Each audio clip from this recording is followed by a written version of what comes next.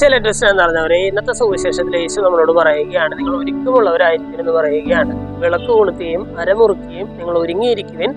പാതിരാത്രിക്ക് ഏത് രാത്രി സമയത്ത് നിങ്ങളുടെ യജമാനൻ വന്നാലും അവന് വാതിൽ തുറന്നു കൊടുക്കാനായിട്ട് ഒരുങ്ങിയിരിക്കുന്ന ഭൃത്യന്മാരെ പോലെ നിങ്ങൾ ഒരുക്കമുള്ളവരായിരിക്കും എന്ന് പറയുകയാണ്. അതിനുശേഷം യേശു പറയുകയാണ്, ഇപ്രകാരം ഒരുക്കമുള്ളവരായി കാണപ്പെടുന്നവർ ഭാഗ്യവാന്മാർ എന്ന് പറയുകയാണ്. ഇതിനു വേണ്ടിയിട്ടാണ് യേശു ഇത് പറയുന്നത് എന്ന് ചോദിച്ചാൽ, ദൈവത്തിന്റെ രണ്ടാമത്തെ ആഗമനത്തിന് നിങ്ങൾ ഒരുക്കമുള്ളവരായിരിക്കണം എന്ന് പറയുകയാണ്. ഒരുക്കമില്ലാതെ നിങ്ങൾ അവൻ രണ്ടാമത്തെ ആഗമനത്തിന് അദ്ദേഹം വരുമ്പോൾ അല്ലെങ്കിൽ യേശു വരുമ്പോൾ ആ സമയത്ത് നിങ്ങൾ ഒരുക്കമില്ലാത്തവരായിട്ട് ആകെപ്പാടെ ടെൻഷൻ അടിച്ചിരിക്കുന്നത് കാണാൻ അതൊരു ബുദ്ധിമുട്ടായത് കാരണം യേശു നമ്മളോട് പറയുകയാണ്, നിങ്ങൾ ഒരുക്കമുള്ളവരായിരിക്കും. എങ്ങനെയാണ് നമ്മൾ ഒരുക്കമുള്ളവരായിരിക്കേണ്ടത്?